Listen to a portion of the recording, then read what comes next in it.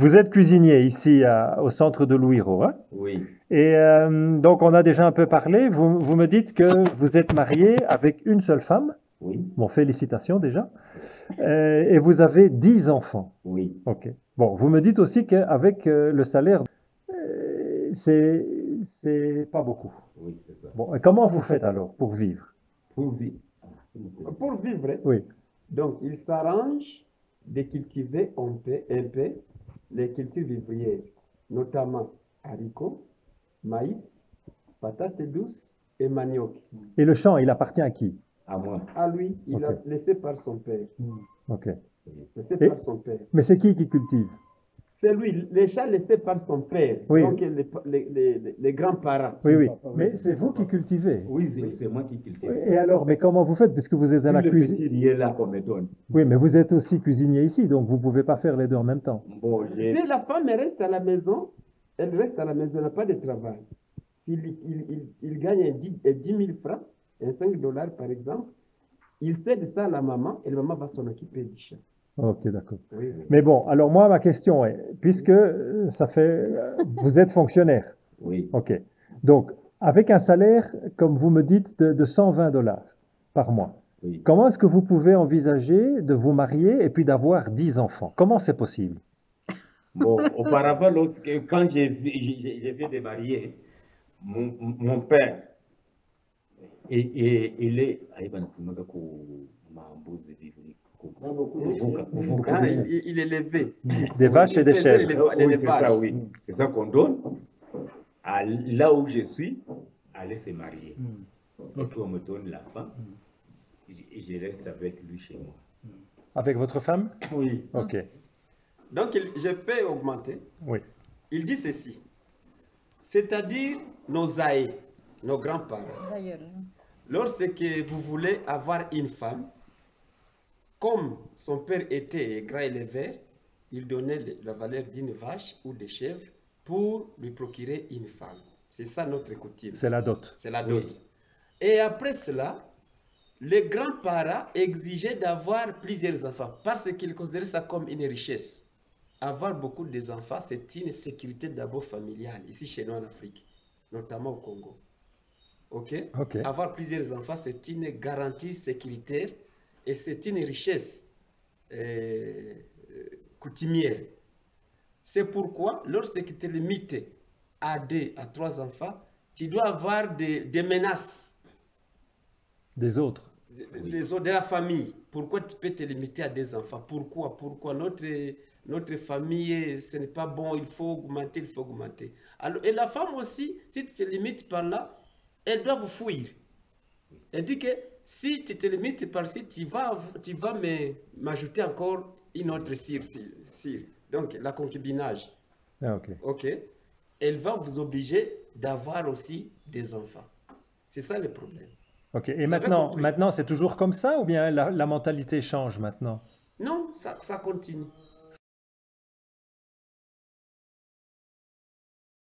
Concernant la dot ici chez nous, un jour il y a un député national qui a discuté comment on peut faire baisser la dot pour sauver la situation du peuple congolais. En disant ceci, une fille qui a étudié, on peut la doter à 300 dollars. Donc ça veut dire que le garçon qui veut épouser une fille qui a étudié, il doit payer 300 dollars. Et une fille qui n'a pas étudié on peut donner chez elle 200 dollars. Ça, c'est un deal. Oui, mais les mères ont refusé, leurs mères ont refusé. Donc les femmes Les elles-mêmes, femmes elles-mêmes ont refusé que c'est impossible. pourquoi? C'était trop peu? C'est trop peu.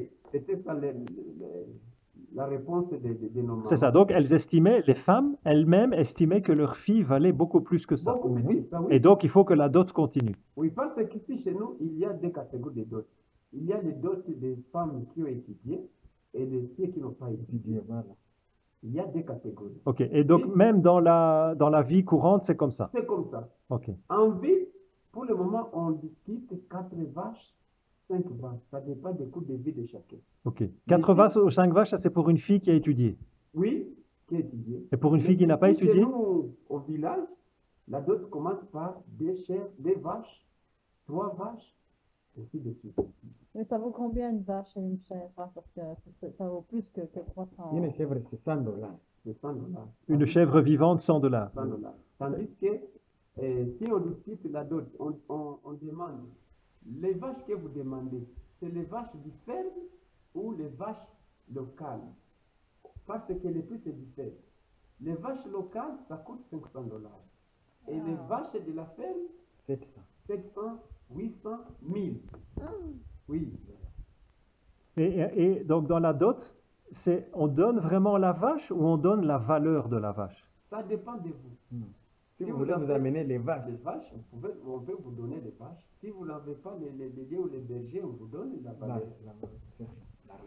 Ça dépend.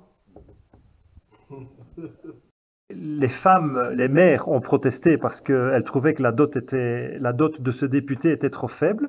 Et les filles elles-mêmes, quoi. Les filles elles disaient que c'est pour les dévaloriser. Donc les filles n'ont pas de valeur. La fille qui a étudié, elle est docteur, elle est médecin, elle est juriste. Comment on peut la doter? Comment on peut la doter? 300 dollars.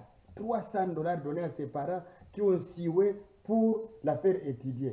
Vous donnez 300 dollars? Non. Ils ont dit qu'il faut qu'on leur montre ces députés. Ils vont caillasser la voiture de ces députés. Je voudrais maintenant ajouter quelques mots à ce sujet. Le phénomène de la dot monétisée s'est répandu partout en Afrique. Dans certains pays, elle est interdite dans les textes, mais elle est largement pratiquée dans les faits.